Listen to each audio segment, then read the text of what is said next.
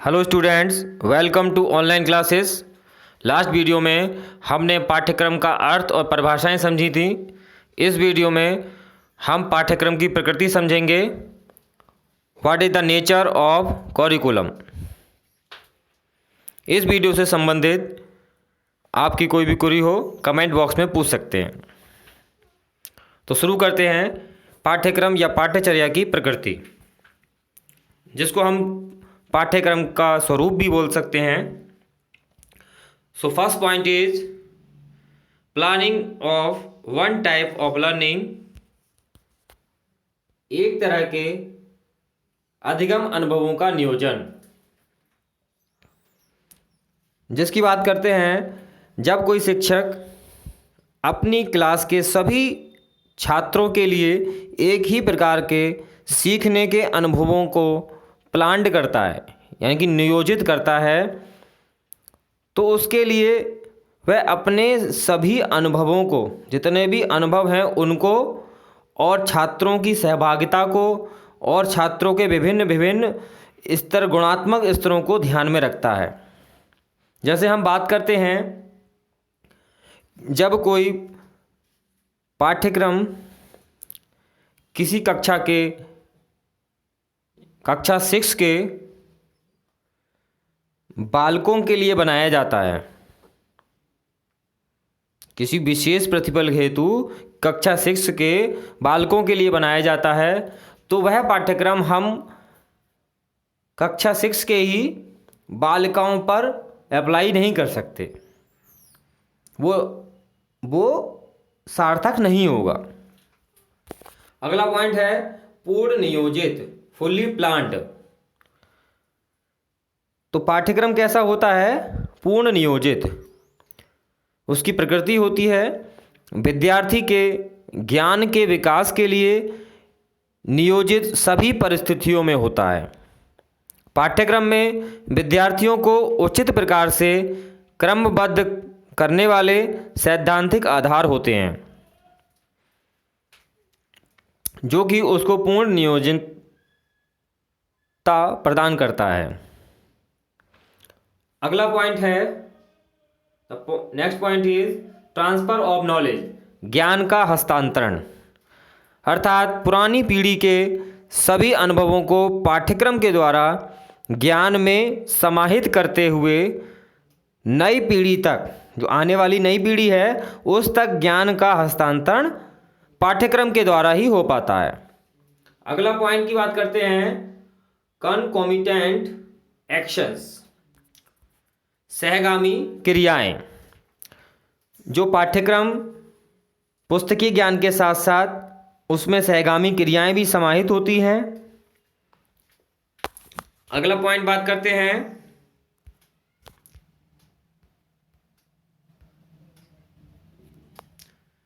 चार प्रमुख आधार। इसके चार प्रमुख आधार हैं। First is social forces, second is the nature of human development of knowledge acquired by accepted theories, third is the nature of learning, fourth is the nature of knowledge and cognition. अर्थात ये चारों जो हैं सामाजिक शक्तियाँ, स्वीकृत सिद्धांतों द्वारा प्राप्त मानव विकास का ज्ञान, अधिगम का स्वरूप और ज्ञान और संज्ञान का स्वरूप, ये चारों पाठ्यक्रम के प्रमुख आधार हैं। क्योंकि जब किसी विशेष समाज के लिए, किसी विशेष आयु स्तर के बच्चों के लिए हमें पाठ्यक्रम का निर्माण करना होता है, तो इन चारों को आधार बनाकर हम पाठ्यक्रम का निर्माण करते हैं। अगली बात करते हैं, नेक्स्ट पॉइंट इज परिवर्तनशील या लचीली प्रकृति।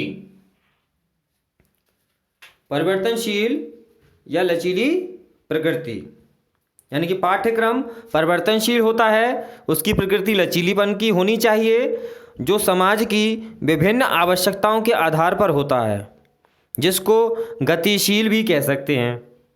अर्थात पाठ्यक्रम में भविष्य में संशोधन हो सके, इस प्रकार से पाठ्यक्रम का निर्माण किया जाता है। अगला पॉइंट है इफेक्टिव प्रभावशील, इफेक्टिव प्रभावशील। तो पाठ्यक्रम की जो शैक्षिक प्रवृत्ति, हम कह सकते हैं पाठ्यक्रम शैक्षिक प्रवृत्ति को प्रभावित करता है, वह जीवन को और भी प्रभावशाली एवं चित्रित बनाता है, जिसको हम जीवंत प्रक्रिया भी कहते हैं।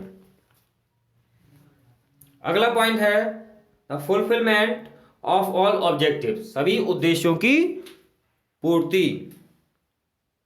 यानी कि दो प्रकार के उद्देश्य हमारे सामने देखने को मिलते हैं, एक सैद्धांतिक उद्देश्य और दूसरे व्यवहारिक उद्देश्य। तो दोनों ही उद्देश्यों की पूर्ति पाठ्यक्रम के माध्यम से संभव है, क्योंकि शैक्षिक उद्देश्य प्राप्त करने का यह एक साधन भी है। Next point is attention to educational level, शैक्षिक स्तर का ध्यान। तो जैसा कि हम जानते हैं कि विद्यार्थियों के 3 स्तर होते हैं हमारे सामने, एक निम्न स्तर, एक औसत स्तर और तीसरा उच्च स्तर। तो सभी प्रकार के विद्यार्थियों को ध्यान में रखते हुए पाठ्यक्रम का निर्माण किया जाता है। अगला पॉइंट बात करते हैं, the next point is curriculum goals specified by the respective educational objectives. पाठ्यचर्या के लक्ष्य संबंधित शैक्षिक उद्देश्यों से निर्दिष्ट।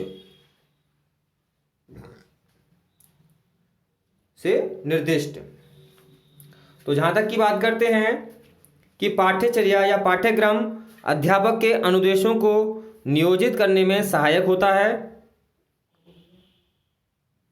और अधिगम अनुभवों को एक गुणवत्तापूर्ण या सार्थक रूप से पाठ्यक्रम के क्रियान्वयन में प्रभावशील रूप से निर्धारित करता है। अगला पॉइंट है मूल्यांकन में सहायक। Next point is the assistance in assessment. पाठ्यक्रम सही व्यक्तित्व का मूल्यांकन करने में सहायता करता है, इससे छात्रों के व्यक्तित्व का विकास संभव है। The next point is achievement of definite objectives, निश्चित उद्देश्यों का परिणामों को प्राप्त करना। The achievement of definite objectives, निश्चित उद्देश्यों और परिणामों को प्राप्त करना। तो जब निश्चित उद्देश्य एवं परिणामों को प्राप्त किया जाता है तो हम उसकी बात करते हैं। तो उसके लिए निश्चित उद्देश्यों की बात करते हैं तो उसके लिए प्रत्येक सीखने वाले बच्चे या विद्यार्थी को अपनी वास्तविक पाठ्यचर्या के आधार पर परिणाम स्वरूप पाठ्यक्रम तथा उसको कैसे लागू करना है उसके बीच के अंतर को अध्यापक समझ सके, इसके लिए अध्यापक की भूमिका अत्यंत महत्वपूर्ण होती है। जो अध्यापक अपने आधार पर लचीली व्यवस्था बना सकता है, तो जिसके लिए अध्यापक को उचित निर्णय लेने होते हैं। तो ये हो गए हमारे पाठ्यक्रम के प्रकृति या पाठ्यचर्या की प्रकृति। थैंक यू, धन्यवाद।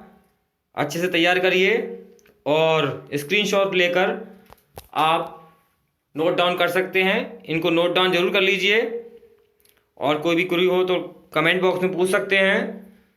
और वीडियो पसंद आए तो लाइक ज़रूर करिए, लाइक से थोड़ा सा मोटिवेशन अप होता है। थैंक यू, धन्यवाद।